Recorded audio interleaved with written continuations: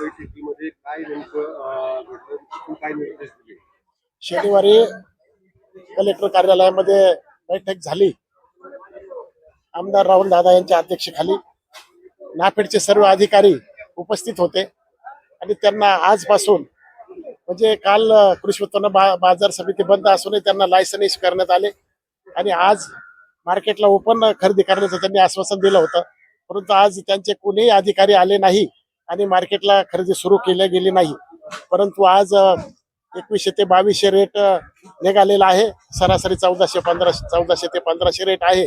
परंतु नाफेडची जर खरेदी सुरू झाली तर 200 ते 300 रुपये शेतकरी बांधवांना अजून भाव वाढवून मिळू शकतो. म्हणून आता आम्ही सर्व पुन्हा शासनाशी प्रयत्न करून आणि नाफेडला खरेदी सुरू करण्यास भाग पाडू. तुम्ही आज लासलगाव बाजार समितीत कांदा विक्रीसाठी आलेले तर काय बाजारभाव मिळाला या ठिकाणी शासकीय खरेदी झाली का? नाही, शासकीय खरेदी झाली नाही. नापेडवाले येणार होते म्हणून आली आहे.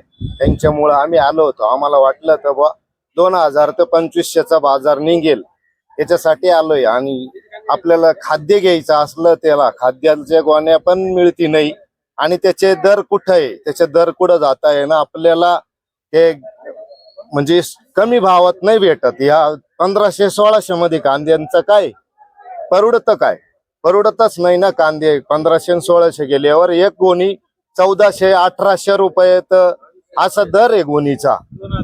2000-2500 ते बाजार कांद्याचा द्यायला पाहिजे. असं तर 2500 पर्यंत तरी 3000 ते 2500 असा दर भेटला पाहिजे आपल्याला.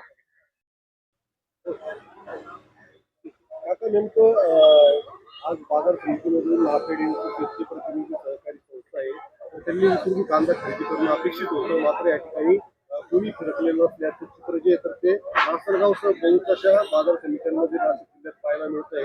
काय सांगा? जिल्ह्यामध्ये कुठेही नाफेड एनसीसीएफ कांदा खरेदी करत नाही. मुळामध्ये अशा पद्धतीने कांदा खरेदी करण्याची नाफेड आणि एनसीसीएफची मानसिकताच मुळात नाही. वास्तविक त्यांनी जिल्हाधिकाऱ्यांनी आदेश दिल्यानंतर कमीत कमी बाजार समितीच्या लिलावामध्ये काय चालू आहे, काय दर निघाले, कमीत कमी हे बघण्यासाठी तरी कमीत कमी यायला पाहिजे होतं. ज्यावेळेस जिल्ह्यातल्या सर्व लोकप्रतिनिधींनी त्यांना स्पष्ट आदेश दिले त्यानंतर सुद्धा ते बाजार समितीमध्ये येत नाही म्हणजे अत्यंत दुर्दैव आहे. वास्तविक त्यांचा हेतू हा वेगळा आहे म्हणून त्यांचा हेतू साध्य होत नसल्या कारणाने ते बाजार समितीमध्ये येत नाहीये. त्यानंतर दुसरी एक गोष्ट यामध्ये की 1580 दर आहे हे सुद्धा केंद्र शासनाने कमीत कमी 2500 ते 3000 रुपयाचे द्यावं तरच खऱ्या अर्थाने शेतकऱ्याला ते या खरेदीचा उपयोग होऊ शकतो. दुसरा आहे याचा अर्थ काय?